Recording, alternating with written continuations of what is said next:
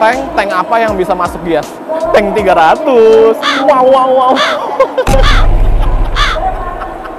Halo Sobat Setir, selamat datang di Setir Kanan. Balik lagi sama gue Narendra. Dan pada kesempatan kali ini, masih di Gias 2024, gue lagi main ke booth GWM untuk melihat si mobil baru yang baru aja masuk ke Indonesia nih, dibawa oleh GWM, yaitu Tank 300. Nah, Tank 300 ini masih sekeluarga dengan Tank. Dia berada di bawah Tank 500. Setir Kanan juga udah sempat review Tank 500. Sobat Setir semua bisa nonton.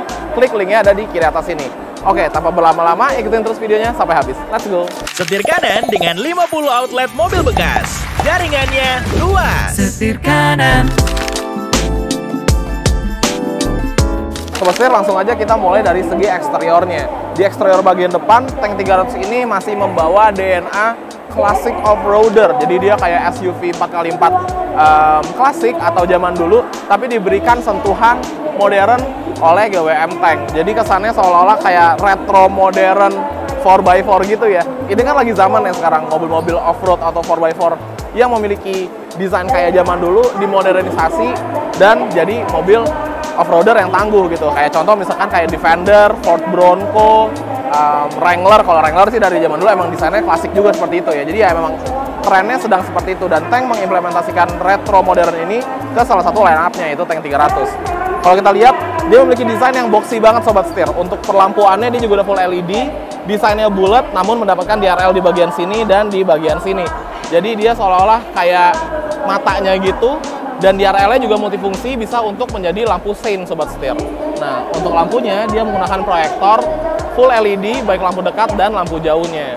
Nah, kalau kita bergeser ke bagian tengah, di sini terdapat grill yang maco yang melintang, ada 3 buah dengan gagahnya gitu. Di sini ada kamera depan untuk memberikan tampilan kamera 360, serta di sini ada logo Tank huruf T di tengah-tengah yang gagah seolah-olah seperti sebuah perisai gitu. Keren banget, maco banget. Dan untuk mesinnya juga dia kayak menggundung gini untuk memberikan kesan berotot.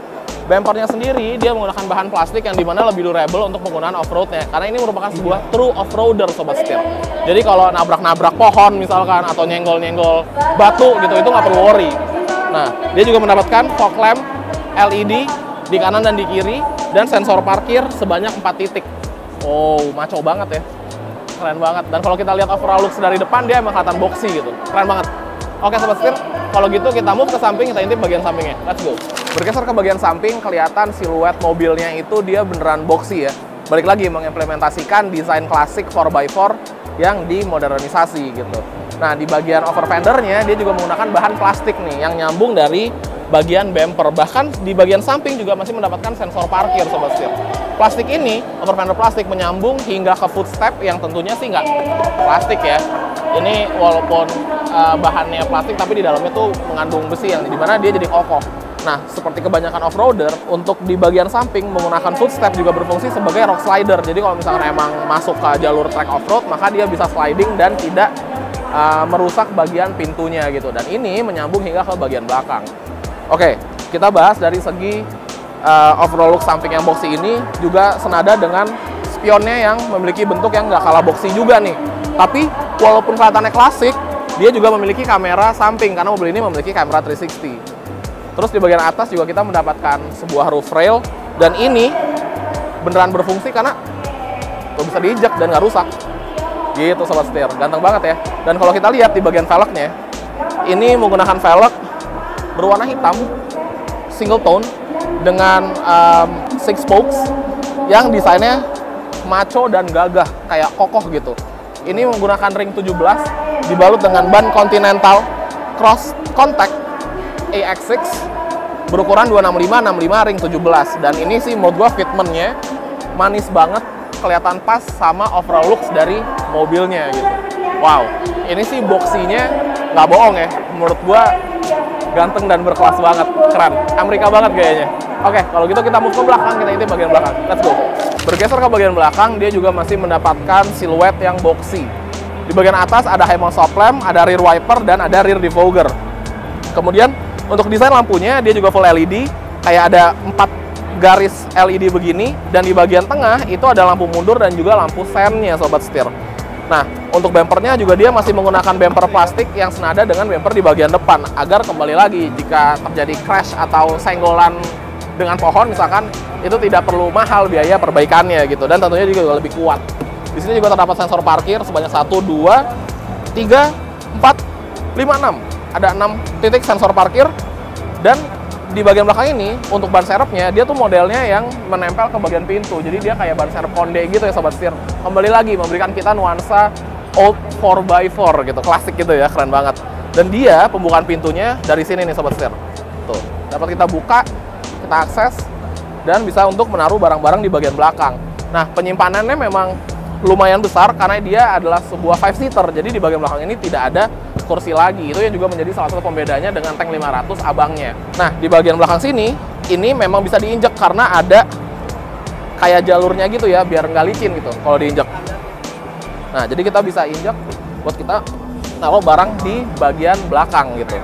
Waduh, asik banget ya, keren banget ya. Ini kalau misalkan kita lagi camping atau lagi off-road, kita bisa nongkrong-nongkrong di bagian belakang sini sambil menikmati view yang indah-indah, asik. Oke, kalau gitu kita move ke bagian depan, kita bahas bagian performanya. Yuk, let's go.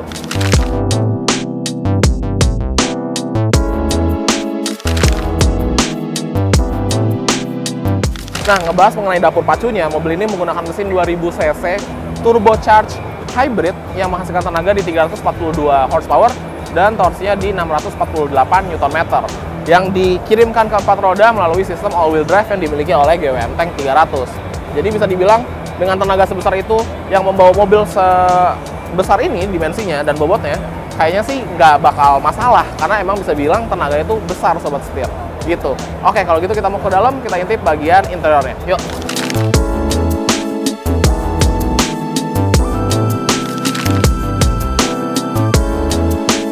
Masuk ke interiornya GWM Tank ini, langsung berasa kemewahannya. Jadi penggabungan antara off-road ready dan kemewahan itu bisa dibilang ada di GWM Tank 300 ini.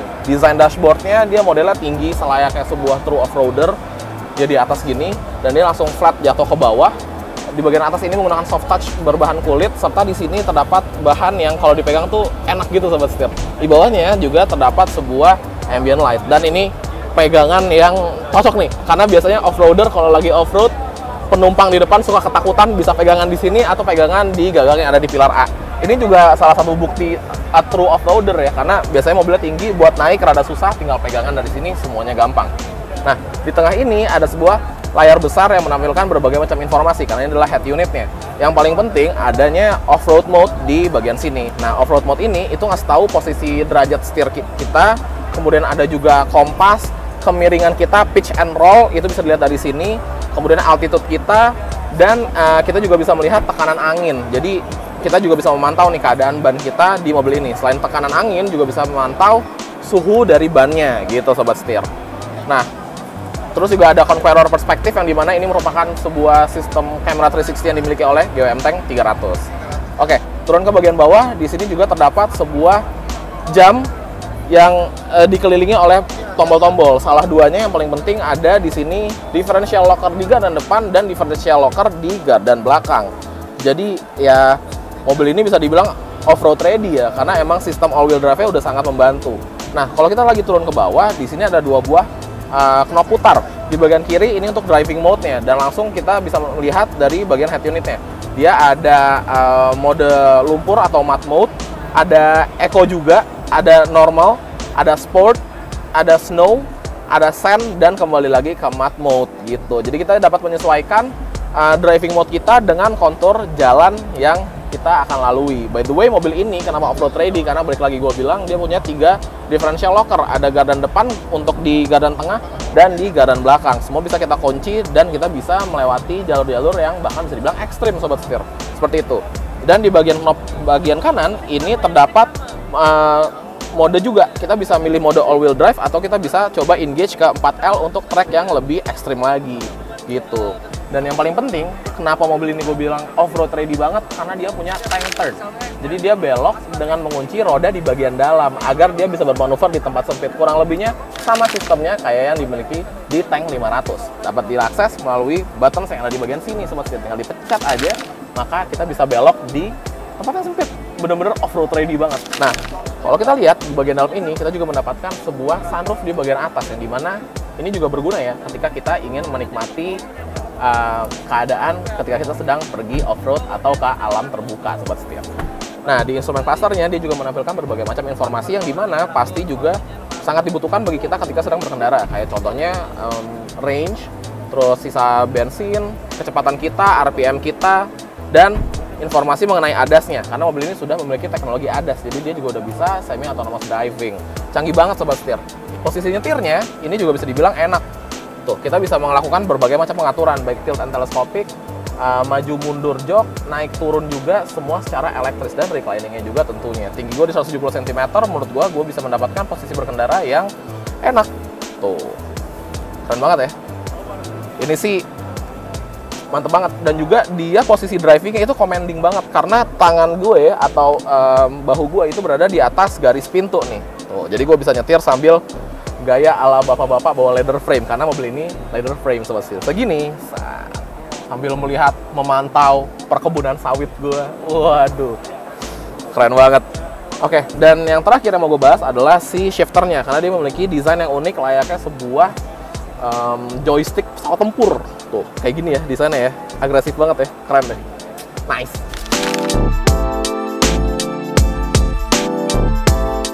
Oke sobat setir, sekian review dari GWM Tank 300 ini. Untuk warnanya yang hari ini di display pada Gias 2024 ini ada warna hitam dan juga warna orange di bagian sana. Dan untuk ngebahas harga, estimasi harga pada acara Gias 2024 kali ini ada di 833.888. Jadi bisa dibilang dia berada di posisi pricing range yang masuk banget nih untuk sebuah 4x4 dengan fitur selengkap ini dan secanggih ini juga. Mobil ini bisa dibilang cocok banget untuk sobat setir semua yang lagi cari mobil true off-roader 4x4 yang memiliki kemewahan serta kecanggihan sekomplit ini. Cocok banget sama GWM 300, terutama untuk sobat setir semua yang suka dengan mobil berdesain retro modern kayak gue, suka banget sama GWM Tank 300 ini, cocok banget. Oke sobat setir, kalau gitu jangan lupa untuk klik like, komen, dan subscribe, serta follow TikTok dan Instagram kami di @setirkanan_official. Gua Narendra, sampai ketemu lagi di video selanjutnya. Salam setir kanan.